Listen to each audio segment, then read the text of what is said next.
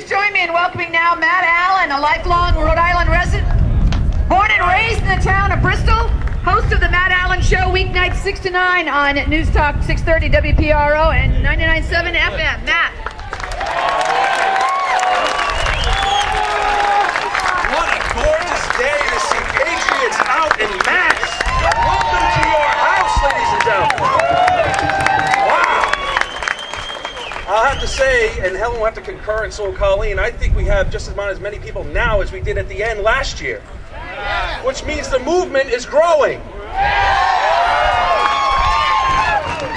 So let me officially welcome you, for those of you that are here for the first time, to your house. This belongs to you. The steps we are on are yours. I don't think it's a coincidence, and the Father can correct me on this, but I don't think it's a coincidence that for 2 years in a row we have had perfect weather. I think that we are divinely protected, divinely motivated, and I think that God is blessing us today with this weather and with each other. And I'm honored to be here with you all.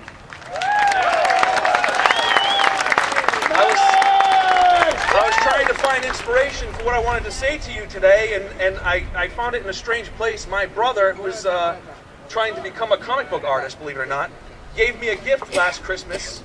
It was a drawing of the United States of America with Captain America in front of it.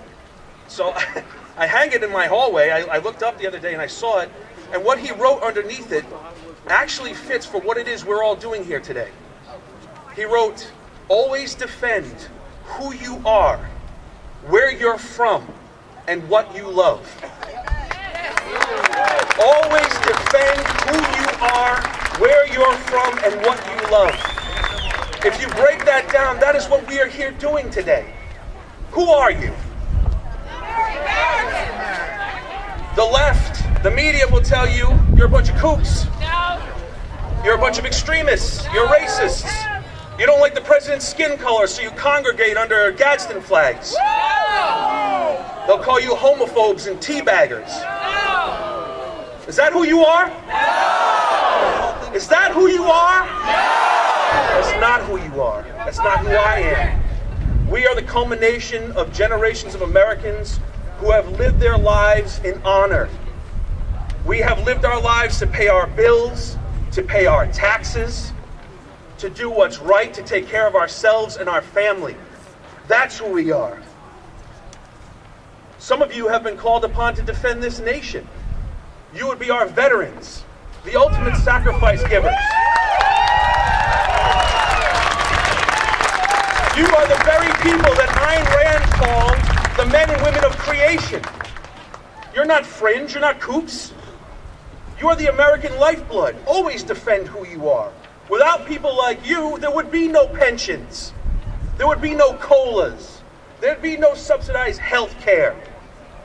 There'd be no subsidized daycare. There'd be no freebies of any kind. Always defend who you are. The people who we elect to represent us have forgotten who you are. We're here to remind them. I believe that you are the silent majority that has been silent for too long. Republicans and Democrats have taken our money, they've stolen it, they've given it to other people. They've taken our freedoms, they've encroached on our lives, and it's time for us to stand up and say, we've had enough. The founders wrote in our Declaration of Independence, "All experience hath shown that mankind is more disposed to suffer, while evils are sufferable, than to right themselves by abolishing the forms to which they are accustomed." You have had enough of the evils. You have been suffering with them for long enough. In November, we will remind the people who work for us who we are. We are the boss. We are the citizens. We are people who have God-given rights that no one can take from us if we do not let them.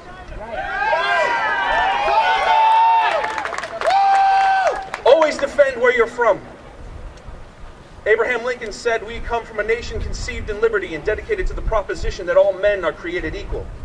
When you look at the special interests that populate this building behind me, the special deals, the backroom deals.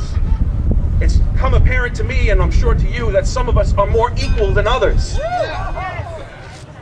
So luckily, we still live in a country where the common people, the bill payers, can come together like we are today to petition our government. And if they won't listen, we will replace our government.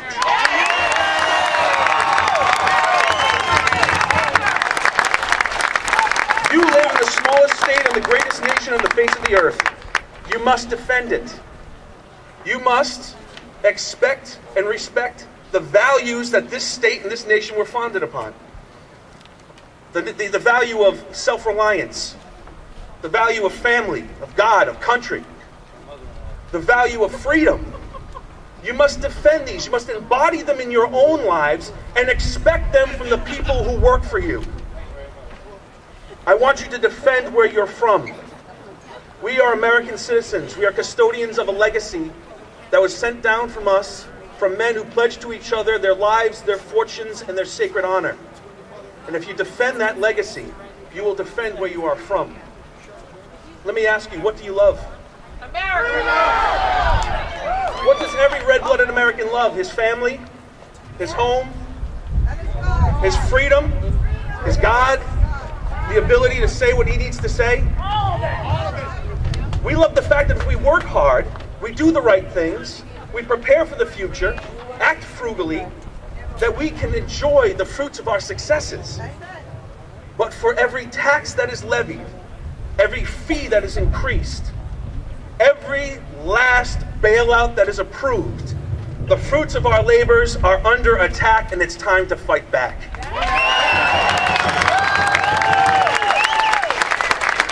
You see, the funny thing about you all is that the politicians who operate inside this building don't know what to do with you. We know what to do! Vote them out! They don't know what to do with you because you don't want anything. We know what to do with them. You don't want anything. You want to be left alone. You want what's rightfully yours. If you were here looking for a handout, you'd have 15 of them lined up to take this microphone from me. To pander to you, to promise you. But guess what? Where are they? Now, I know they weren't invited here today, but they could just be milling around. Where are they? You're useless to them. And guess what? They're useless to you.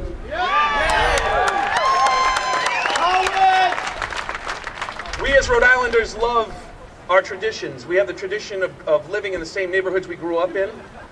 We love the tradition of raising our children in the same neighborhoods we grew up in. But that tradition is under attack. As Helen said, many of us have to leave. Many of us are trying to find a different place to live that's more prosperous. If we fight the poor decision making that goes on inside this building down in Washington, we can defend what we love. We can defend the very thing that makes us who we are, and we can prepare the future for our loved ones to stay here with us. I just want to say, in closing, I believe that there are times in a people's history that will be looked upon by future generations as defining moments.